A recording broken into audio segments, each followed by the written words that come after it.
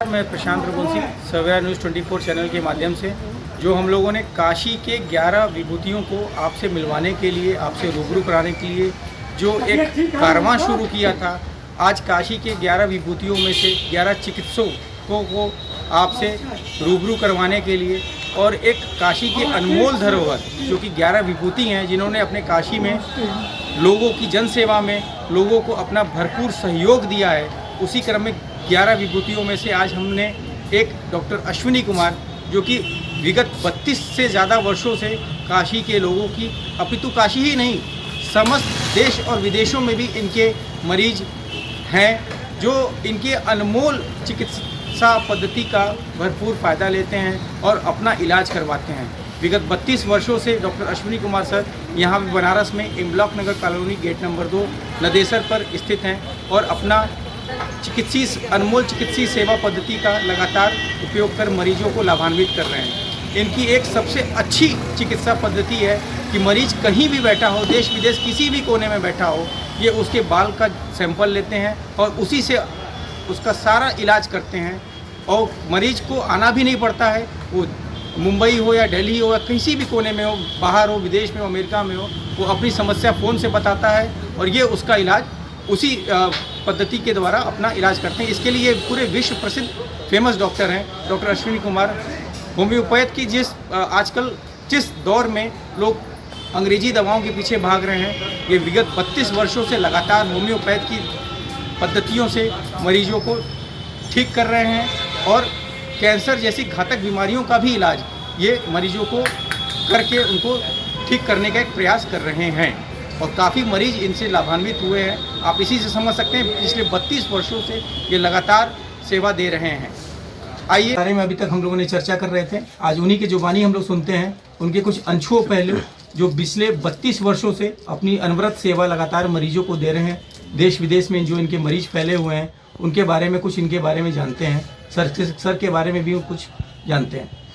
Sir, ये जो आपकी अनमोल चिकित्सा पद्धति है जी बालों को आप लेकर उनका इलाज बाल से इलाज करते हैं जी, तो सर ये कैसे करते हैं, मतलब मरीज कैसे ठीक होते हैं उसमें, मतलब कैसे ठीक होते हैं? तो नेचुरल प्रोसेस है। क्योंकि सर हमने बहुत से डॉक्टर्स को सुना है होम्योपैथ में भी और उसमें लोग ये आपकी जो ये एकदम मतलब डिफरेंट है सभी पद्धतियों से।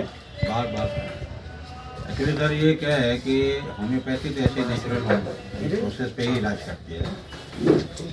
हमारी बॉडी के अंदर का जो वाइटल फोर्स होता है वही हमारी बीमारियों को भी ठीक करता है, हम उसकी केवल हेल्प करते हैं। कैसे लोगों को लगता है कि बाल से कैसे आप इलाज करते हैं, तो बाल के डीएनए के अंदर जो है इलेक्ट्रोमैग्नेटिक वेव्स होते हैं, जिसके थ्रू हम जो है कहीं भी मरीज रहता है उससे कांटेक्ट कर लेते हैं। जो मेडिसिन की ज़रूरत होती है बॉडी को, उसको हम जब देते हैं, बाल को देते हैं, उसका इफेक्ट हमारे मरीज के ऊपर होता है। बस ये कि हम आँख से नहीं दिखा पाते कि कैसे जा रहा है बॉडी पे, लेकिन पेशेंट तो बताता है कि मेरे को फ़ायदा हो रहा है, उसको आराम मिलता है, उसका ब्लड प्रेशर कम हो जाता है, शुगर नॉर्मल आ जाता है। पैथोलॉजिकली तो हम लोग देखते हैं कि उसको इम्प्रूवमेंट हो रहा है। आँख से नहीं दिखा पाते हैं कि बाल से बम्बई कैसे पहुँच गया, दिल्ली कैसे पहुँच गया। अब ये तो थोड़ा रिसर्च का विषय है, हम चाहते हैं कि और भी साइंटिफिक युग से लोग आए इसमें जुड़े और इसका रिसर्च करें कि आखिर काम कैसे करता है। सबसे पहले डॉक्टर बी सानी ने पटना में 1966 में इसका रिसर्च किया था और लोग जब तक जिंदा रहे बेचारे करते रहे, हम लोग भी उनसे जुड़े थे। आज हम लोग भी कर रहे हैं इसको। 32 साल से तो मैं बनारस में कर रहा हूँ। बहुत सारे बनारस के सारे लोग इससे जुड़े हुए हैं, देख भी रहे हैं कि कैसे इलाज करते हैं। नहीं आ पा रहे हैं, फ़ोन कर दिए, यहीं से बैठे बैठे इलाज हो जाता है। तो सर ये लगभग आपके जो मरीज हैं वो कहाँ तक, मतलब जैसा हमने सुना भी है देश विदेश में आपके मरीज फैले हैं, तो वाकई में विदेशों के मरीज अपना टेलीफोन से आप उनका होता है? और बहुत सारे पेशेंट ऐसे हैं जिनकी मैंने शक्ल तक नहीं देखी है, वो अपना रिपोर्ट कर देते हैं, बाल भेज देते हैं, यहाँ से फ़ोन से बात होती रहती है, इलाज चलता रहता है, फ़ायदा होता है तो 2-4 महीने पे आ भी जाते हैं। बहुत धन्यवाद सर। ये जैसे अब तक 32 सालों से आप इस तरह की पद्धतियों में लगातार काम कर रहे हैं, अनमोल चिकित्सा पद्धति है इसको मैं यही कहूँगा, तो आने वाले समय में और क्या इस पे कुछ नया आप करने वाले हैं या आने वाले समय में अभी अब लेटेस्ट में बता रहा हूँ। अभी जैसे बीच में कोरोना काल था जी, बहुत सारे पेशेंट थे घर से बाहर नहीं निकल रहे थे, परेशान थे। मैं तो आ जाता था, डॉक्टर था मेरे लिए छूट थी आने के लिए, मैं यहीं से बैठे बैठे सबका ट्रीटमेंट दे रहा था, मेडिसिन एडवाइस कर रहा था कि आप ये दवा मंगा के घर पर रख लो, ये दवा शुरू कर दो। किसी को जो प्रॉब्लम आती है हिसाब से उसको दवा बताते थे और वो लोग ठीक हो गए। उनको हॉस्पिटल जाने की जरूरत नहीं पड़ेगी। तो बाल से एक फ़ायदा तो मैंने देखा कि मैं यहाँ से कांटेक्ट करता था और लोगों का इलाज शुरू कर देता था हेयर के थ्रू, वो लोग ठीक भी हो जाते थे। तो आने वाले समय में इसी तरह कोरोना आता रहेगा तो हमको लगता है हेयर ट्रांसमिशन की जो है उपलब्धता और बढ़ जाएगी। ये हमको लग रहा है आने वाले भविष्य की मांग है ये कि इसको और ज़्यादा बढ़ाएगा। डॉक्टर साहब एक आपसे पूछना चाहते हैं, जैसे आपके परिवार में कोई सदस्य जिसको आप अपने बाद ये पद्धति उनको सिखाना चाहते हैं, उनको बताना चाहते हैं, उनको ट्रांसफ़र करना चाहते हैं कि ताकि आपके बाद वो भी अपने चीज़ों को सीख पाएँ, समझ पाएँ? जी जी, एक्चुअली हमारे परिवार में तो इस समय 8 से 9 डॉक्टर हैं, लेकिन जो मेरा बेटा छोटा है डॉक्टर मनीष आजाद से, सामने बैठा भी है, वो जो है एमडी कर रहा है अभी, वो हेयर ट्रांसमिशन में कर रहा है अभी, 2-3 साल से शुरू कर दिया है।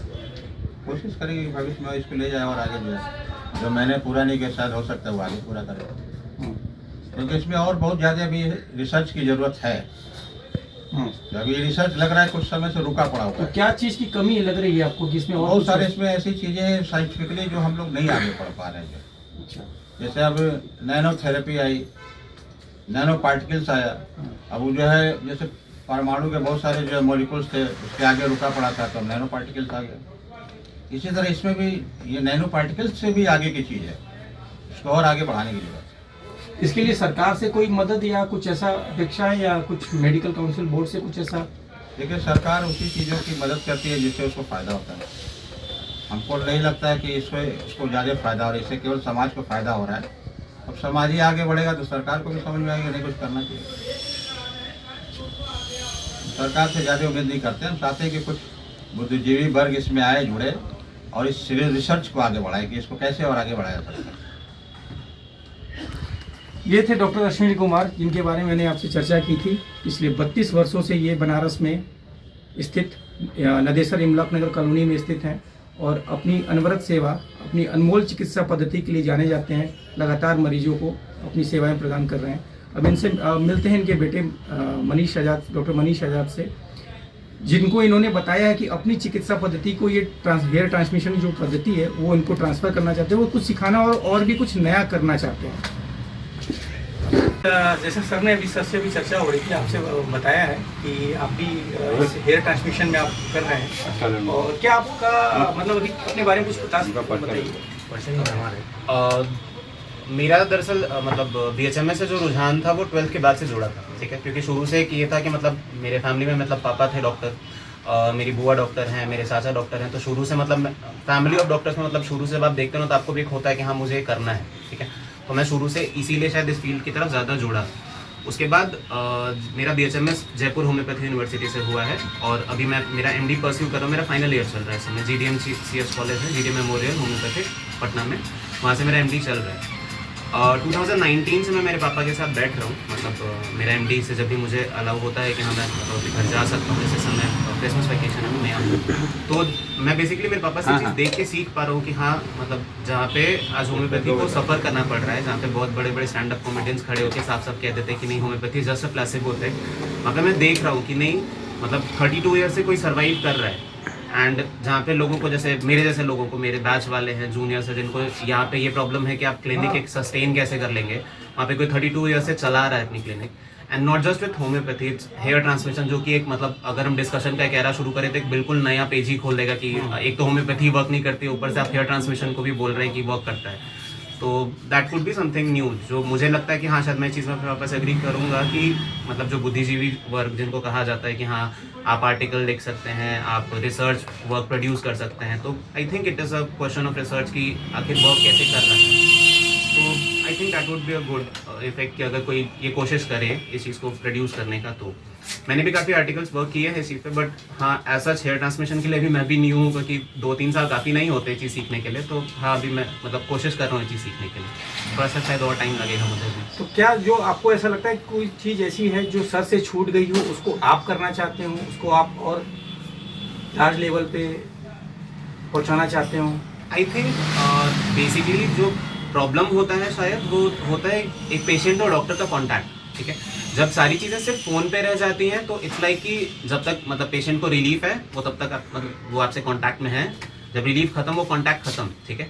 तो बेसिकली जो मैं कोशिश करूंगा वो शायद ये चाहूंगा कि एक जो परमानेंट कांटेक्ट है ना बना रहे एक डॉक्टर और पेशेंट के बीच में।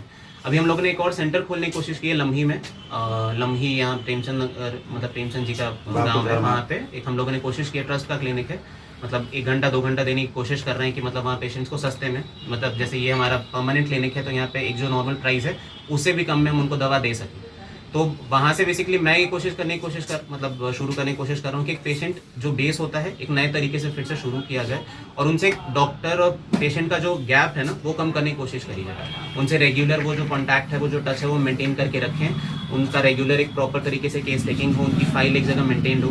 अब क्योंकि 32 ईयर्स बैक हाँ हम शायद वो एविडेंशियल स्टडी नहीं कर पाए जो हम कर सकते थे, बट हाँ अब at the present of the time शायद ये चीज़ चाहिए, शायद वक्त की मांग भी है कि हाँ होम्योपैथ भी आगे बढ़ के चीज़ प्रूव कर सके कि हाँ हमारे पास एविडेंस है, हम ठीक कर पा रहे हैं। तो हाँ विद दैट एविडेंशियल स्टडी हम शायद वो चीज़ कर पाएंगे। तो फॉर दैट ये चीज़ हाँ मतलब कोशिश चल रही है। ये चीज़ शायद पापा इसलिए भी नहीं कर पाए क्योंकि एक होता है ना मतलब मिडिल क्लास फैमिली, फिर एक पारिवारिक जिम्मेदारी, तो उन चीज़ों से शायद आगे बढ़ के कुछ करते हैं। तो हाँ मेरी वो कोशिश रहेगी। ये थे हमारे साथ डॉक्टर मनीष आजाद जो डॉक्टर अश्विनी कुमार के छोटे बेटे हैं, और इनके साथ हम लोगों ने आप काफ़ी चर्चाएं की भविष्य को लेकर भी और वर्तमान की पद्धतियों को लेकर भी, चिकित्सा पद्धतियों को। इनके भी कई होप हैं कि आगे चल के ये कुछ इस पद्धति में और बेहतर करेंगे, और इसी के साथ हम कोशिश करेंगे आने वाले समय में जो 11 विभूतियाँ हैं इनमें डॉक्टर मनीष का भी नाम आए, और इसी तरह हमारा कारवां सिलसिला जो है शुरू रहेगा, जारी रहेगा। आपसे फिर मिलते हैं एक नए डॉक्टर के साथ, एक नए काशी के विभूतियों के साथ। धन्यवाद।